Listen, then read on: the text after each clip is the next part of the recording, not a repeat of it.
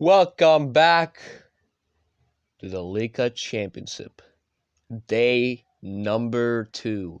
Today, I played my games. I seen games. I wanted to cry. I wanted to jump off my seat and jump off my tree. I don't even have a tree on my house, but let's pretend I have one. And just, I want to do that. Some were good games. Some were really bad ones. And some were just some. I will show you some of the games, but first I'll show you my games, because I did play some games today. I played 3 games today. Can you imagine playing 3 games in one tournament, just in this one day, just 3 games? That's a lot. That's a lot of games, if you're not a professional player. Anyway, so that's that. I will start with the games. Join the Discord, subscribe, and that's all. I'll see you guys next time. Let's start. Alright. The first game that I played, it's not at 4 in the morning where all games done. It's just, I had the next day because I didn't have the patience and stamina. We have a nice little Trampowski attack, and all of this is prep. I'm going for the patience setup, which is the G3 and E3 setup. Not the C4 or C3 setup immediately, but instead this, and Fianchetto, and then C3. The point of this is to damage the pawn structure on the king side, and build the star square wall, so the dark square bishop is rendered kind of useless. F5. This is trying to take space on the E4 square, which is kind of a weakness, you could make the argument, but nothing too crazy.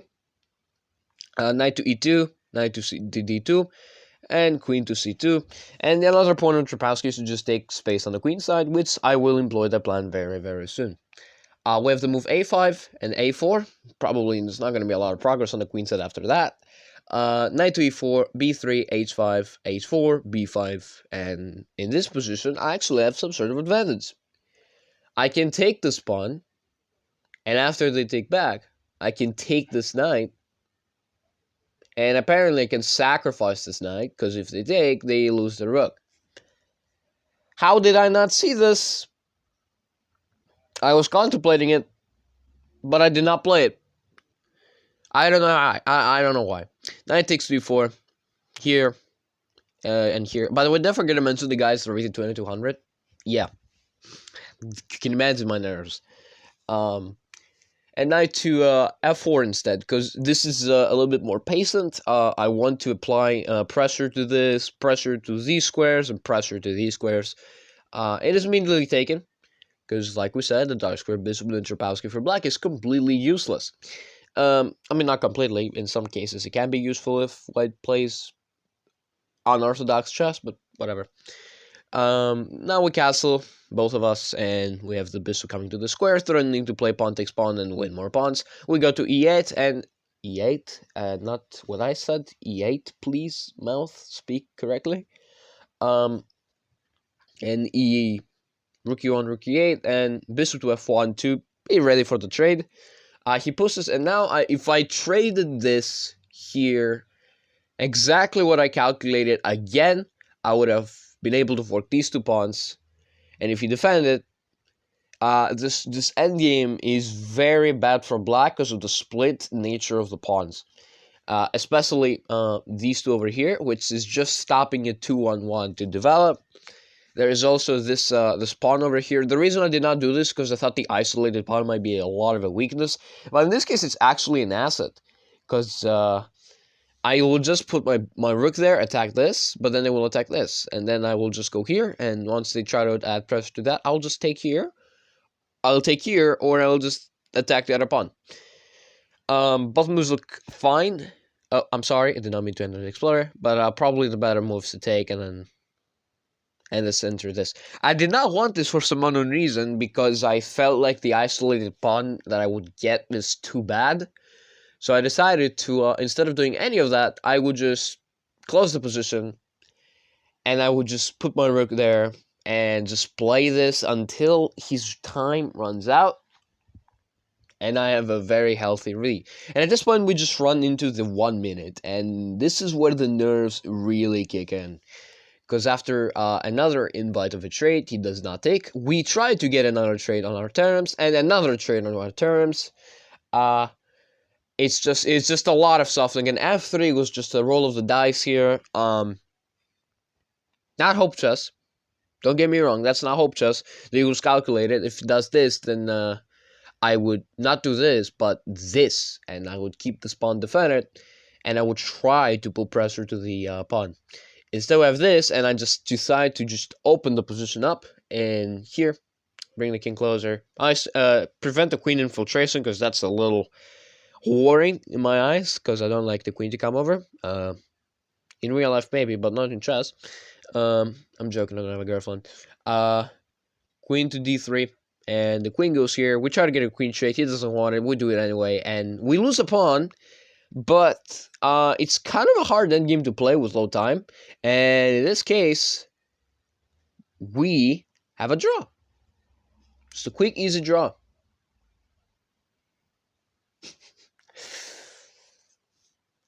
I mouse slipped. I mouse slipped right at the end.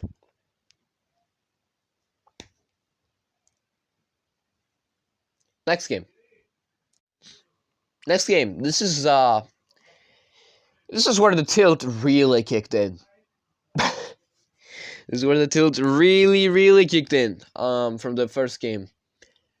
And I didn't have enough prep time, because I was caught in an argument in the server about openings. And if you're that person watching who started the argument over a joke, I want to tell you, I'm not very happy at you. You made me play a completely horrible game. Anyway. Sicilian. E6. The good variation. Alright. The good variation. The good boy variation. D4. Bishop d7. A6. And queen c7. Already white has an advantage. He played this completely wrong. What I should have played instead is knight to f6, apparently, according to the engine, which I don't hate. I just messed up my prep for absolutely no reason. And d6. And d5. And this. And this. Ladies and gentlemen, let the fun begin, because this is going to be the lowest elo in the entire tournament. At least in my opinion. Bishop to b3. And also, by the way, this was, in my side, I'm saying it's low elo. The other guy, I mean, he tilted. He wasn't playing for a while, and he suddenly got back to the tournament. Remember that guy that I said he was going to forfeit? Yeah, he came back. Thank God. He's such an angel. D5. E takes. Bishop takes. Bishop to f8. And this position, I mean, just... there was a sacrifice right there. Right there. Those bishop takes the pawn. Because after this, fried liver style, there's this. Just a clean blunder. And if you take this, by the way, you just... Anyway. We have this instead, which prepares it. It's still +3, by the way. I mean, I'm completely lost at this point. I've accepted it. I've accepted that I'm going to lose this game. And the engine, Savage, wanted long castles, but I decided to just go all out and just take this, here, and attack this. Take here, here, here, here. But suddenly, the advantage is almost gone. Surprisingly, the advantage is almost gone. Why? And after you bring the rook here, try to pin me, I just go here, and there's a lot of threats. I mean, it's still +3 no matter what, but, like, there are a couple of threats, and especially after that, I just take this. There's no checkmate, and it's a draw. It's a draw now, and I'm winning. And I'm winning. This was the lowest elo I've ever played.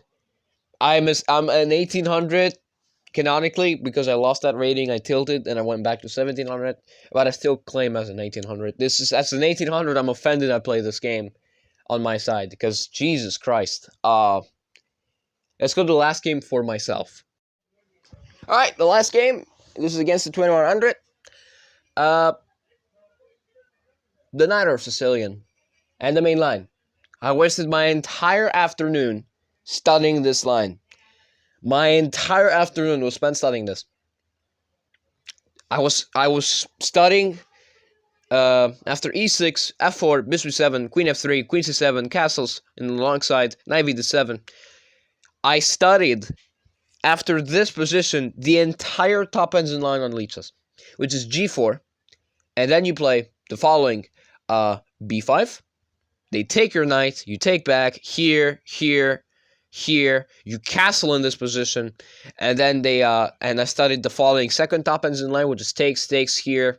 And you take the queen, they go here, you take the free pawn, they move aside, then you move your rook, either in this direction or in this direction, and then you just go here, and then here, and then take this pawn back. And apparently this endgame is a draw with perfect play, but we're not going to get perfect play, especially in this opening. But I was going to prep even into the endgame. After this move, I would just put my bishop there, or develop the other bishop, or take this.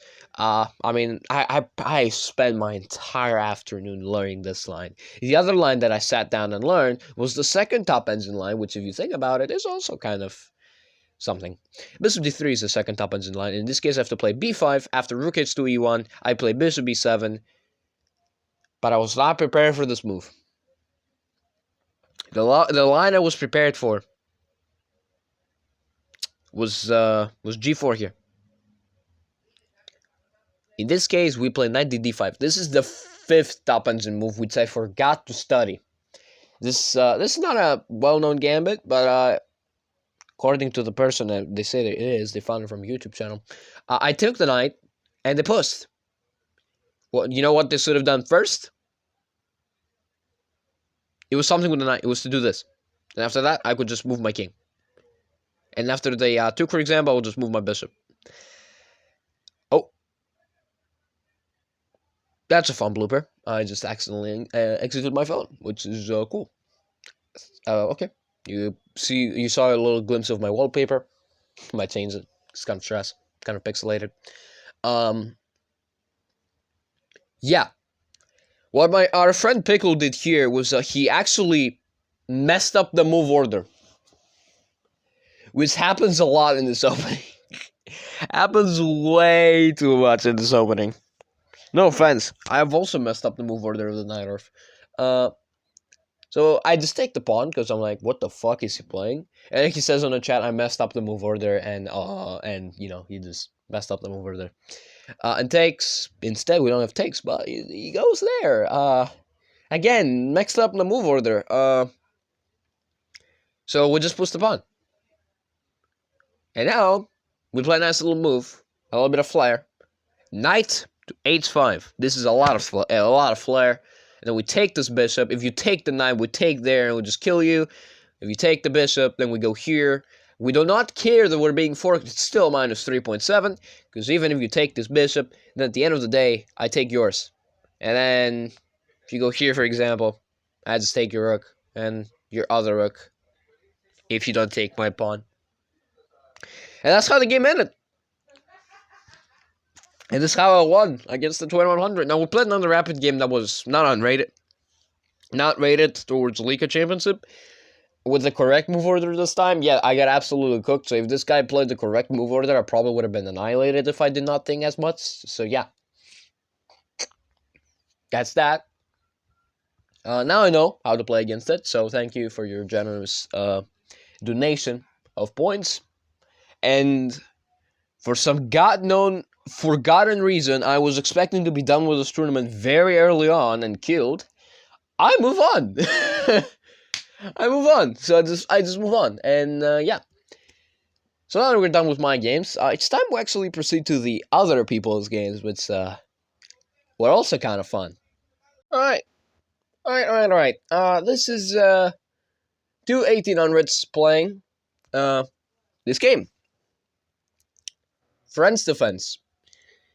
I've said the Friends defense is good at the certain level, because after some certain threshold, it gets a little harder. Because, you know, it's hard to play with the space advantage, it's hard to play with the live square bishops, it's hard to play with those things. Eventually, I ditched the Friends, not entirely, I still play it for, like, time to time. If everything goes wrong with the Sicilian, I just play the Friends. Or something along those lines. D4, D5, this is normal, and we have the exchange. Now the exchange is just boring. I mean, it's boring and symmetrical and everything in between. The Monte Carlo variation. We take here. The goofy things start to begin here, because it's plus 1.2. Why is it plus 1.2? Well, white has the bishop pair and good development. Well, black has to get the queen out and take some space. Okay.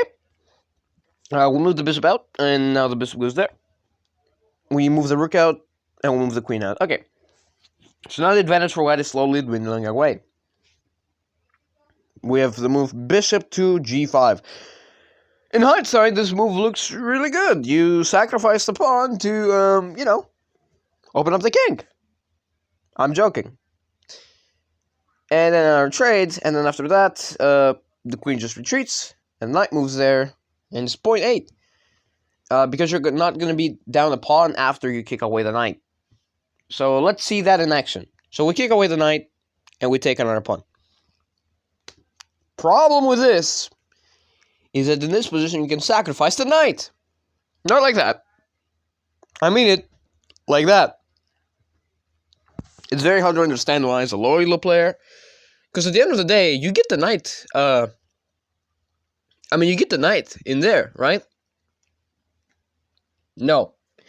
The entire point of this is just bring every single piece in the attack, and that's literally the entire point. That you need to start sacrificing material to not get checkmated in the face. You need to bring your queen back, and it's just over. I mean, it's just over. You take this, and it needs to sack, and I mean, it's just over. It's just lights out if you take this knight. Knight takes d3 though. Not a horrible move. You take the bishop pair away from your opponent. Queen takes. The knight goes back here, and we attack the pawn, and we move the queen there, and they attack our bishop. We move the bishop away, offer a queen trade. Do not take it because you're going to lose. And then they go here. We attack the queen. +2, almost. And the ensign now wants to trade queens because it thinks that it's going to get the counterplay once. But when you have a 2-1 on 1 on the queen side, and one of them is an outside pass pawn, I don't think you want to trade queens. So you want to keep the counterplay going, right? And now, white trades material up a pawn, which is kind of bad. And that pawn, the pawns are going. The pawns are just going. They're gonna reach the end, and you're gonna like it. Also, by the way, just so you know, it's just there. The pawn is just reaching down. I mean, and now the queen is gonna come in and try to get in. Now the bishop was attacked and maiden one. You might think that making this little fort for your king actually helps you. It does not. You're actually checkmated. It's like one of those videos. I'm gonna make a little fort for my king so I don't get checkmated. And then this moves the rest on the board and they're like, bruh. Okay, next game. Alright, next game. Karaoke defense. Hate this. I absolutely hate this. Not as much as other openings, but I hate it. Oops, sorry. Just flipped the phone. We have the Fantasy Caro-Kann. Oh boy, it's gonna be fun. Now, the Fantasy Caro-Kann is a very good way to play against the Caro-Kann, especially people who are completely unprepared on this variation, and they know absolutely nothing about it, so it's a good way to catch them off guard. Alright. E5. There we go. Takes bishop c5. This is all theory. It's still theory, by the way. Still theory. I don't know if it's official Grandmaster Prep, but it's theory. Knight to a4, and this looks like white is just getting melted, right? Well, surprisingly, no. White is not getting melted. White, in fact, has an advantage. Now, if you go king d2, of course, you get made it on the spot, but, like, you go up one square, you're fine. And we get an offer of a queen trade very early on, and we do get the queen trade, and e takes d5. E takes, and we defend the pawn, and now the knight goes here, and we move the king one more time. I know it's 0.5, but it's very hard to justify the 0.5 here. I mean, the only argument you got is that the white king is just dancing, and the black king has not castled yet, but can castle. Knight g to e7, even though that's not even a problem because this is an endgame technically, but whatever. Rook to e8, rook to e1. I don't know why I said rook to e8. That's not rook to e8. That's e1. I don't know how to count. And we have the move knight to g6, attacking the bishop and the pawn. Now the bishop moves away, and we give a check before taking the pawn. King goes away, and we'll not even take the pawn. I mean, if you took this pawn, there could be problems with, you know, the thing coming in. If you take it with this, then there's this, and you get pinned. So that's why you don't take this pawn. I tricked you. Now we'll go long castle. Now that pawn is hanging. Now it's defended, and now we'll go h4. There we go. And we have to move a6. Now, the only reason I like this move is because you prevent the pin. The other reason why I don't like this move is because in the future, White has some idea and a target to just put a knight right there. And at the moment, that's not possible, but in the future, that knight might exert some pressure. You never know. We have to move c2, c3, I apologize, and the bishop goes all the way back. And now we have to move b3. Now, in opposite side castling, you should probably just start attacking the game. It's going to get really hostile, but instead you just prefer to be a pacifist. Okay. d4. Knight goes here, and now it is minus 2.6, probably minus 3, because of b5. The reason why b5 is so strong is that after you move away, then this is just, I mean, it's made. Literally made in the center of a board. Crisscross. It's literally crisscross applesauce. Like, you're just made it. And you can't even go to the d file because of the stupid rook, right? Yeah. It is not spotted. So all the advantage is gone. If you find the move, c4. And that move literally stopped every single idea that Black has of any time of opening the file. If you find this move, you're just safe. You probably will have an advantage according to the ends, which is nuts to think about. No. Yes, you do stop a little bit of the counterplay, but not all of it, because the file is still gonna open up. It does open up. Now the file opens up, and this is gonna be a problem, because your king is literally right there. You need to run your king to safety. Or run your king to safety and start an attack on the black king. You have to move b5 now. Now, why doesn't this work now? Because it's not as potent. I can't talk. What?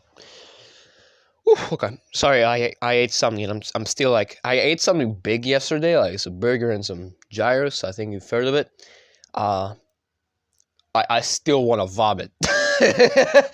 Not because it was disgusting. It was awesome, but because of how heavy it was to, you know, eat. Anyway, the position is equal, and ideas, you can bring the rooks, you can reroute your knight somewhere in a good square. Already I'm fantasizing of reroutes like here, here, and here in the future. I'm already fantasizing of reroutes right here, but we have the move bishop to d4, which also makes a lot of sense. You can check. Now, do you take the knight? No, you don't. You continue to attack the king, and the king just gives you a knight on a silver platter. And, yeah. What you had to do there was this. Because if this comes in, you give the check. And then you take the bishop. Checks matter in this game. If you can't find checks, especially in some cases, you might be in trouble. You need to be able to spot the check. It might not be good, but it can also not be bad. Who knows? In this case, maybe White thought they just lost the knight and they just left. You did not. And then they lose the rook. And then they lose the bishop. And then they lose another rook. And then they lose the pawn. And then they just I don't even know. Next game. Okay. Next game. Karaoke defends the pan of attack. I know nothing about this. Start off, I know nothing about this. But I don't care. So, in my eyes, I think it's bad if you play the move d4 because it's an isolated queen spawn. Do you read down there what it says? Yeah, it's an Alpine Sicilian. Somehow, Black has stumbled on the Sicilian defense. And an Alpine, too. Yeah, it's an Alpine, of course. Yeah, and the Caracal, you can transpose to the Alpine Sicilian if you want, but who does that? Knight to f6, knight to c3, queen a5. Yeah, this is not Sicilian theory. The Sicilian is either here or queen d8. I think both are fine. But queen a5 is new. Knight to f3, bishop g4, bishop to d2, preparing a discovery. Knight c6, bishop b5 here, and attacking the knight. And it looks like you lose the knight actually, but you do not. I mean, yo, simple thing to calculate. And if this, you take, and you have an advantage.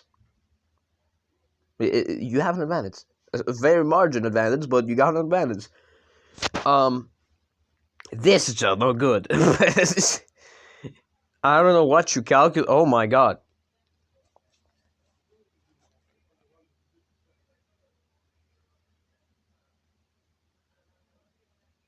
This is just the struggle of a game. That was a struggle to watch. Wow. I mean, wow. How did we go from sacrificing our knight to only having a juicer left? Wow. That is impressive. Next game. Alright, next game. I will enjoy whatever happens to white this time because they made me waste tons of time. I could have used to play against my second match. I will enjoy whatever happens in this game. Also, this is like one of the greatest games I've ever seen. Not because of the high accuracy, because there wasn't an existent high accuracy, but because of what you're going to see.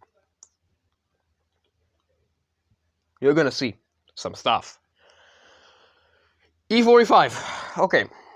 I've suggested in the past that e5 is just generally bad. Why? Because you don't have a lot of control.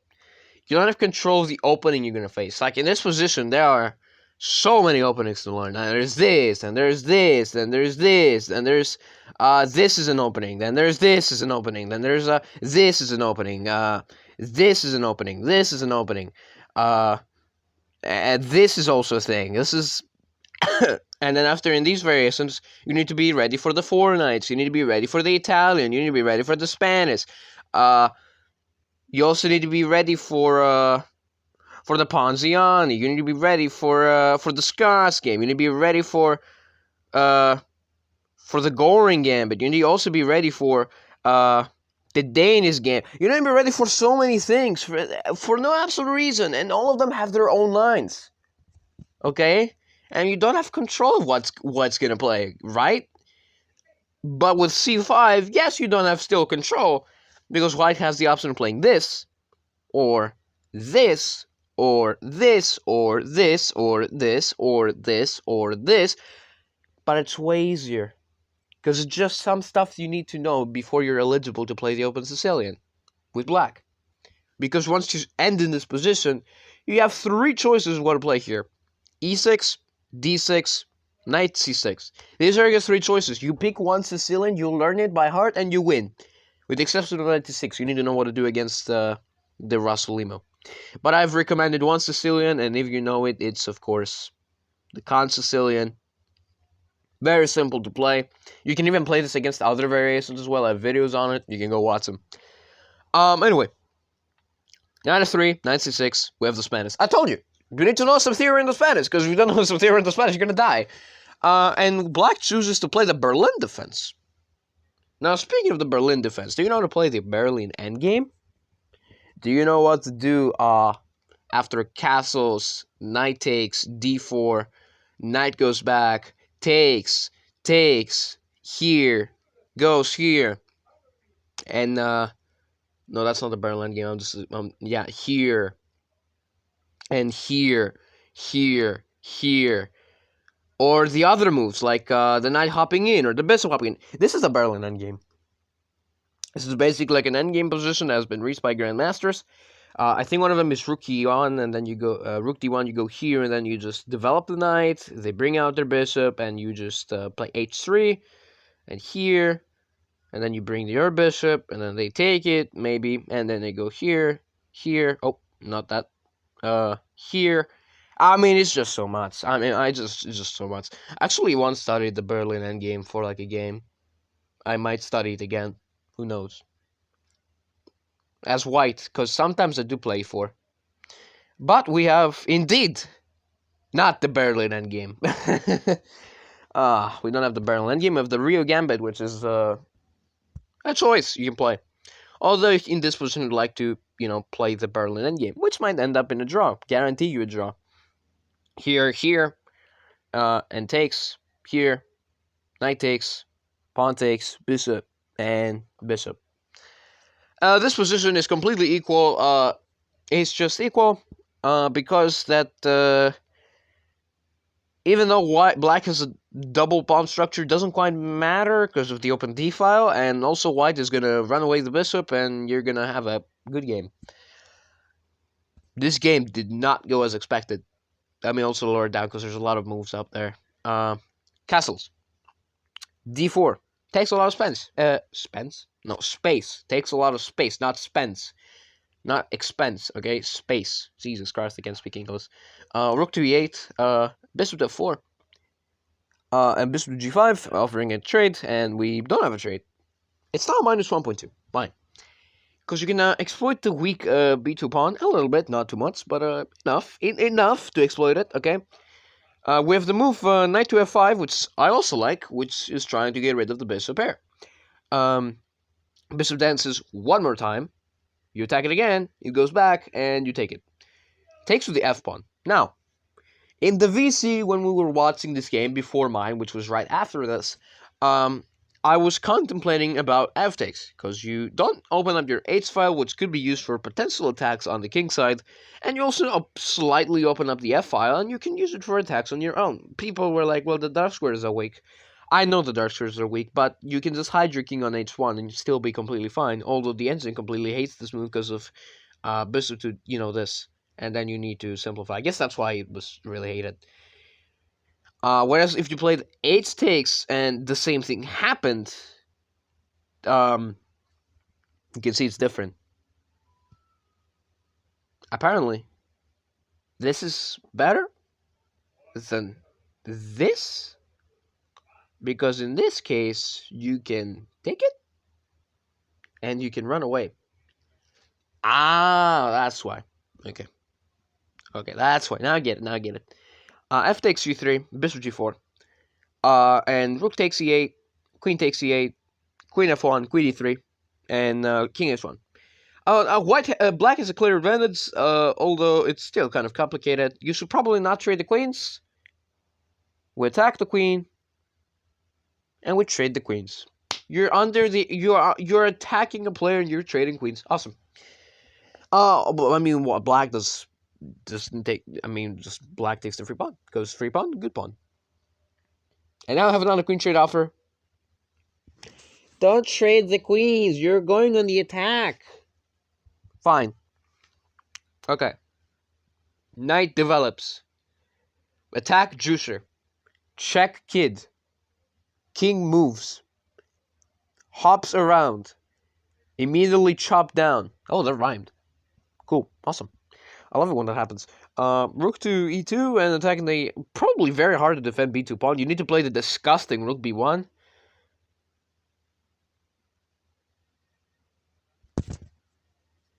I mean, calm the fuck on, dude. Oh, sorry about that. I phone flipped again. This is the third time this happens. Danger levels. You know what people sometimes do? They forget about their own danger while also giving themselves more danger. You attack me pawn, I attack your bishop, and I hung my king.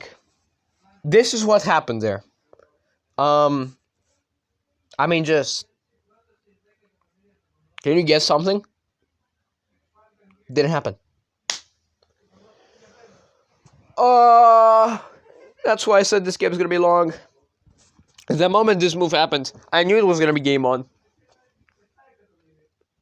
Now, if you think I'm over exaggerating with the moves, I'm not. It's for comedic effect. I'm not here to offend anyone playing chess. Chess is a very hard game.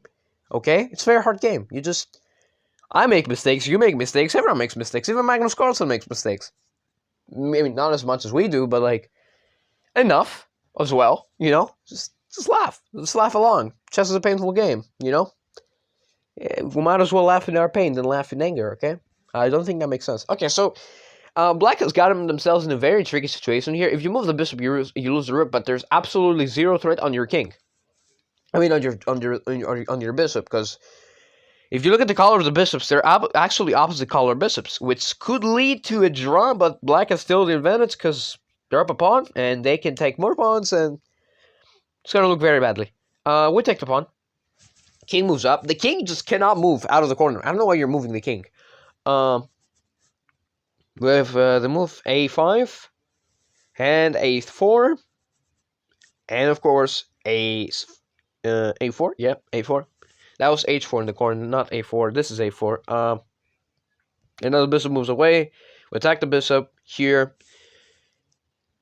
The advantage is slowly being gone. You know, the advantage is slowly disappearing, and the king moves.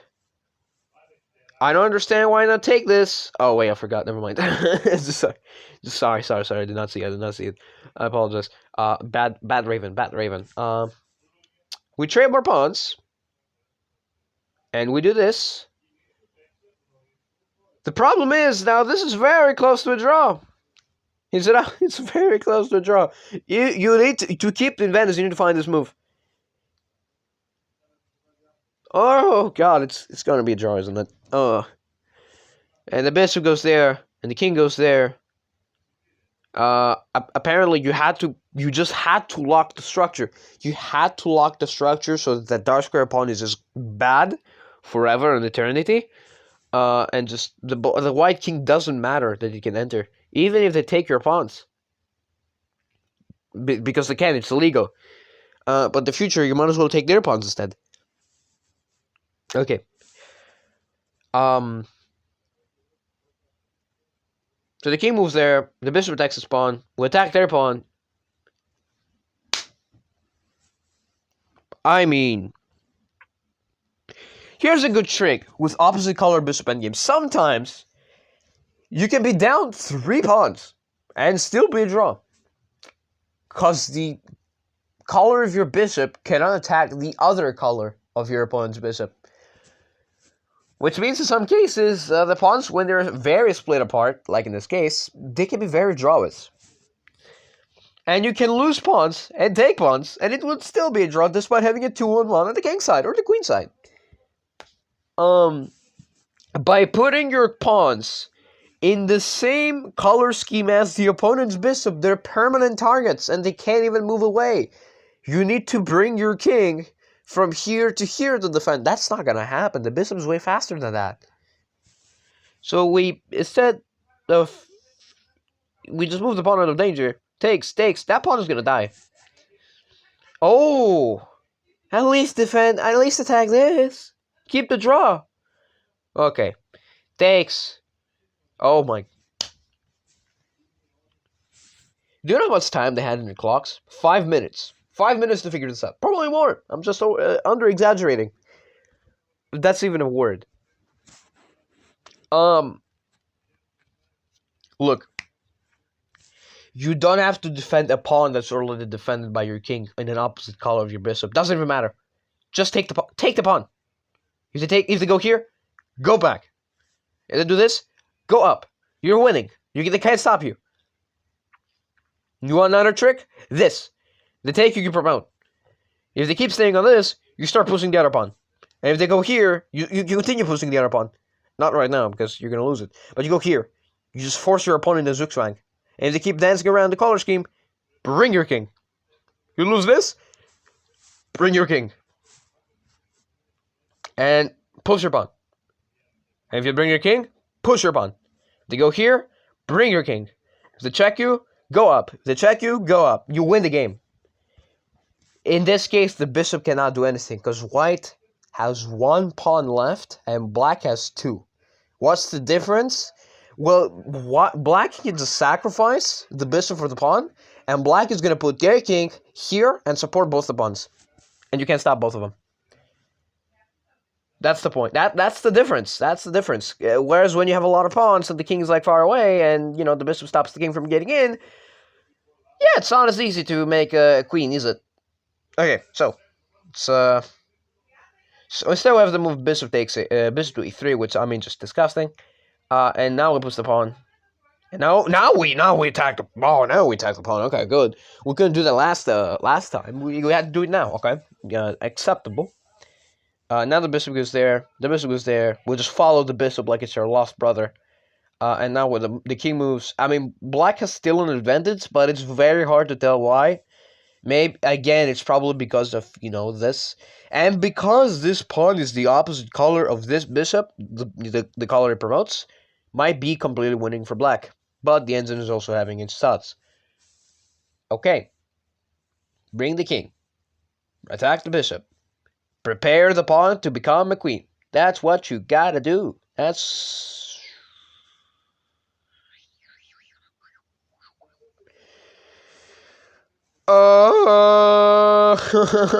okay, now it's no longer a draw. I'm sorry, I lied.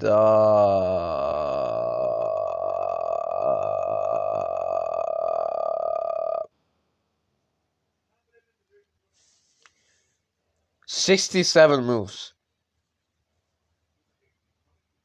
That was fun. That was fun. That's a high elo chess game right there. My mic just fell off. That's a high elo chess game right there, folks.